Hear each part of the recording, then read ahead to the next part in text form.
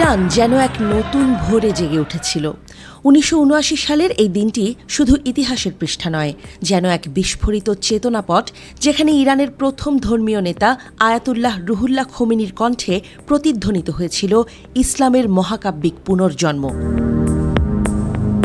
নির্বাসন শেষে দেশে ফিরে আসার মাত্র ২ মাসের মাথায় জাতির উদ্দেশ্যে দেয়া তাঁর ভাষণ যেন পৃথিবীর দিকে ছুঁড়ে দেয়া এক রাজনৈতিক ভূমিকম্প, যার কম্পন অনুভব করেছিল ওয়াশিংটন, মস্কো এবং আরও অগণিত ক্ষমতার অলিন্দ। এই ভাষণেই প্রথমবারের মতো ঘোষণা আসে ইসলামী প্রজাতন্ত্র ইরান নামক এক নতুন রাষ্ট্রের। তবে খোমেনির বক্তব্য শুধু একটি রাষ্ট্র গঠনের খবর ছিল না, তা ছিল এক আদর্শিক বিপ্লবের ঘোষণা, যেখানে তিনি পশ্চিমা ধোঁকাবাজি, মানবাধিকারের ছদ্মবেশী মুখোশ এবং সেকুলার আধিপত্যের বিরুদ্ধে ছুঁড়ে দেন কড়া চ্যালেঞ্জ। আমরা দেখেছি যারা গণতন্ত্রের কথা বলে তারা নিজেরাই স্বৈরাচার। তীক্ষ্ণ কণ্ঠে ঘোষণা দেন তিনি। তার কণ্ঠে ছিল সেই জ্বালা যা জন্ম নিয়েছিল শাহের দুঃশাসনের মধ্য দিয়ে। তিনি তুলে ধরেন সেই দুঃসহ দিনগুলোর চিত্র, যখন পালভির শাসনকালে তরুণদের পা কেটে ফেলা হতো, নির্যাতন করা হতো, অথচ বিশ্ব নীরব দর্শক। খোমেনি সরাসরি যুক্তরাষ্ট্রের দিকে আঙুল তুলে বলেন, আমেরিকার প্রেসিডেন্ট সেই খুনিকে সমর্থন দিয়েছেন আর আজ মানবাধিকারের বুলি আওড়াচ্ছেন। যেন মুহূর্তেই পর্দা সরে যায় ভণ্ডতাপূর্ণ বিশ্ব রাজনীতির।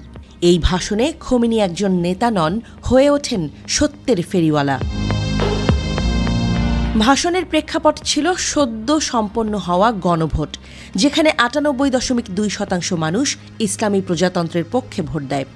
খোমেনি বলেন, গণভোটের প্রয়োজন ছিল না, তবে কিছু অজুহাত দূর করতে এটি করেছি। তার বক্তব্যে ছিল জাতির প্রতি কৃতজ্ঞতা, শহীদদের আত্মত্যাগের প্রতি শ্রদ্ধা এবং ভবিষ্যতের দিক নির্দেশনা। কিন্তু সবচেয়ে রোমাঞ্চকর মুহূর্ত আসে তখন, যখন তিনি বলে ওঠেন, শুধু একটি ইসলামী প্রজাতন্ত্রই জাতির সকল লক্ষ্য পূরণ করতে পারে। ইসলামী প্রজাতন্ত্রের আদেশই সকল আদেশের ঊর্ধ্বে। খোমেনির ভাষণে একাধিকবার উঠে আসে ন্যায় বিচারের প্রশ্ন। তিনি বলেন, যদি অপরাধ প্রমাণিত হয় তবে বিচার নয়, সরাসরি শাস্তি হওয়া উচিত। এ বক্তব্য যেমন ছিল ভয়ানক, তেমনি ছিল আবেগময়। আমরা আর পশ্চিমা মিডিয়াকে ভয় করব না, এই একটি বাক্য যেন গোটা ইসলামী বিপ্লবের সারমর্ম। তিনি বলেন, আমরা প্রমাণ করব শুধু ইসলামী গণতন্ত্রই সত্য। তার চোখে পশ্চিমা গণতন্ত্র মানে পুঁজিপতিদের তোষামদ, আর পূর্বের গণতন্ত্র মানে পরাশক্তির দাসত্ব। ইসলামী গণতন্ত্র সেখানে দাঁড়ায় ন্যায়ের প্রতীক হয়ে। খোমেনি সেদিন শুধু একটি রাষ্ট্রের ঘোষণা দেননি, ডাক দিয়েছেন একটি সাম্যবাদী সমাজ গঠনের। বলেন, ধনীরা দরিদ্রদের ওপর অত্যাচার করবে না, বরং সাহায্য করবে। শ্রমজীবী মানুষের ঘর নির্মাণের দায়িত্ব দিয়েছেন শিল্পপতিদের হাতে, আর যদি তা না করে তারা বিদ্রোহ করবে। খোমেনির এই ভবিষ্যৎবাণী যেন ছিল আগুন ছোড়ার মতোই জ্বলন্ত। তিনি বলেন, ইসলাম দরিদ্রদের বেশি গুরুত্ব দেয়।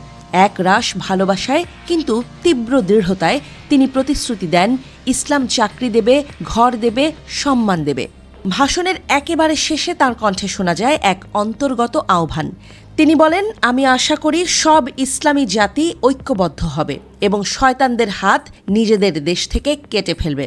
যেন এক মহানাটকের অন্তিম সংলাপ, যেখানে আগামী প্রজন্মের জন্য রেখে যান দিক নির্দেশনা, দায়িত্ব আর বিপ্লবের চেতনা। আয়াতুল্লাহ রুহুল্লাহ খোমেনির সেই ভাষণ শুধু একটি রাজনৈতিক বক্তব্য ছিল না, ছিল এক ঐতিহাসিক দলিল। পশ্চিমা বিশ্ব যাদের চেতনায় তখনও উপনিবেশিক মানসিকতা ঘুরে বেড়াচ্ছে, তারা দেখল একজন নির্বাসিত নেতা কিভাবে শব্দ দিয়ে সাম্রাজ্যকে কাঁপিয়ে দিতে পারে। সেদিন তেহরানের বাতাসে শুধু আতরের গন্ধ ছিল না, ছিল বিপ্লবের উত্তাপ। আর ভাষণের প্রতিটি শব্দ যেন ছিল দাবানলের মতো বিস্ফোরক, যার প্রতিধ্বনি আজও গর্জে ওঠে ইতিহাসের পাতায়।